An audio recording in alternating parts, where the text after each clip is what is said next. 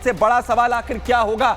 वहीं दूसरी तरफ ईरान की तरफ से बड़ा बयान सामने आ रहा है, बड़ी स्टेटमेंट सामने आ रही है। मिडिल ईस्ट में ईरान की तरफ से कहा जा रहा है कि हमने कभी भी अपने मिसाइल प्रोडक्शन को बंद किया ही नहीं था।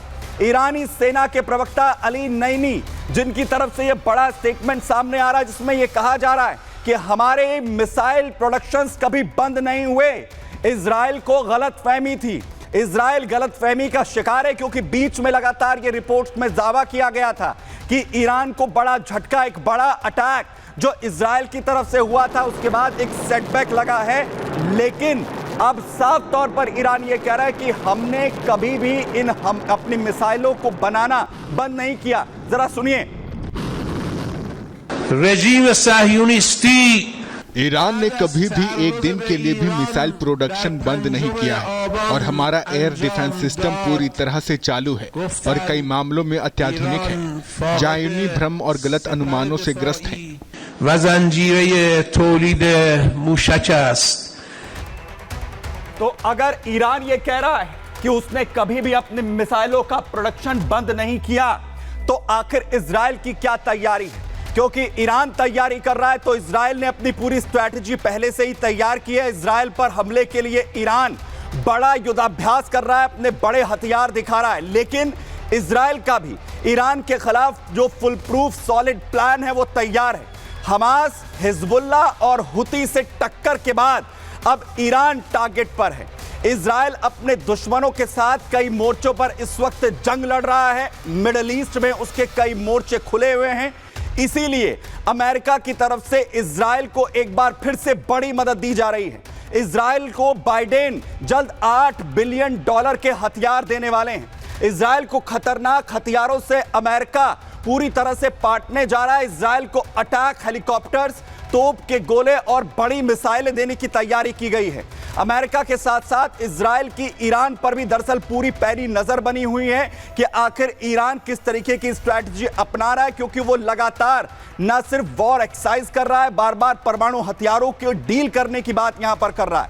लेकिन सवाल सबसे बड़ा यह है कि क्या ईरान की यह वॉर एक्सरसाइज युद्ध का आगाज है? जरा देखिए।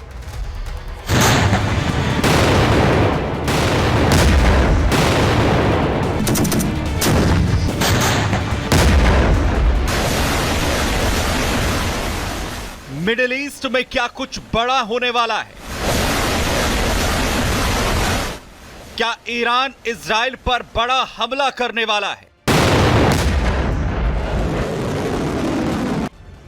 या फिर इजराइल ईरान में विध्वंस मचा देगा? कौन पहले किसे टहलाएगा, यह सस्पेंस बना हुआ है।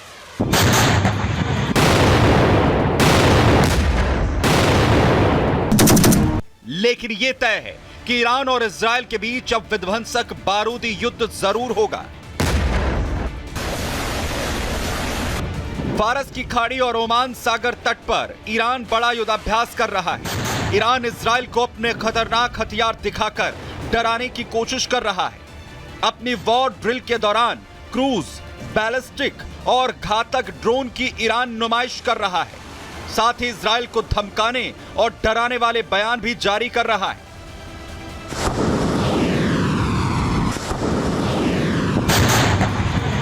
लेकिन इजराइल भी ईरान के खिलाफ सॉलिड प्लान तैयार कर बैठा है।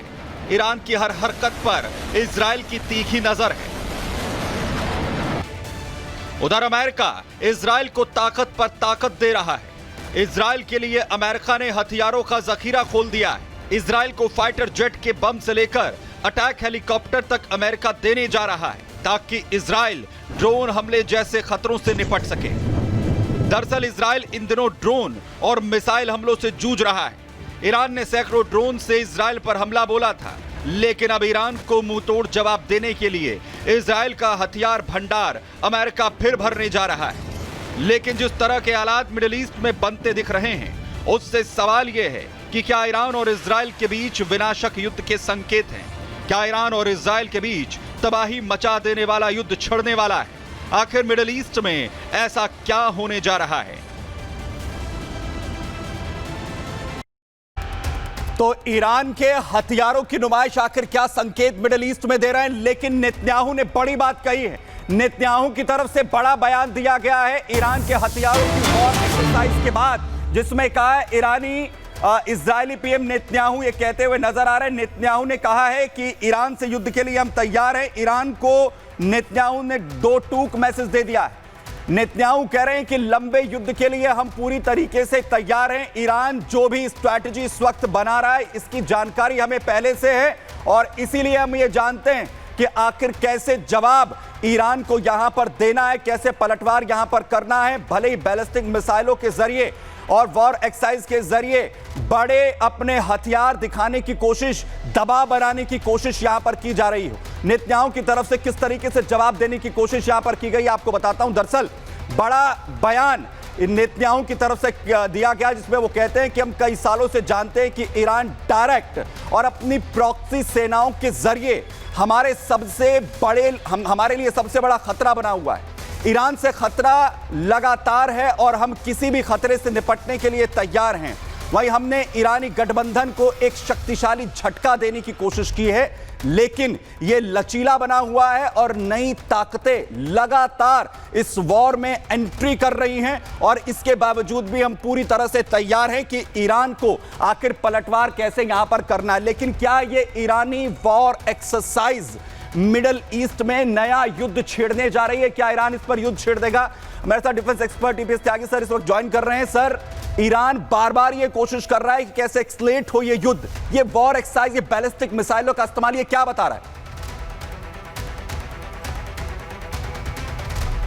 पिछले साल अक्टूबर में इजराइल के द्वारा ईरान पर किए गए अटैक से, हिजबुल्लाह और हमास को हुए नुकसान से और सीरिया में ईरान की हुई करीब करीब हार से ईरान बौखला गया है।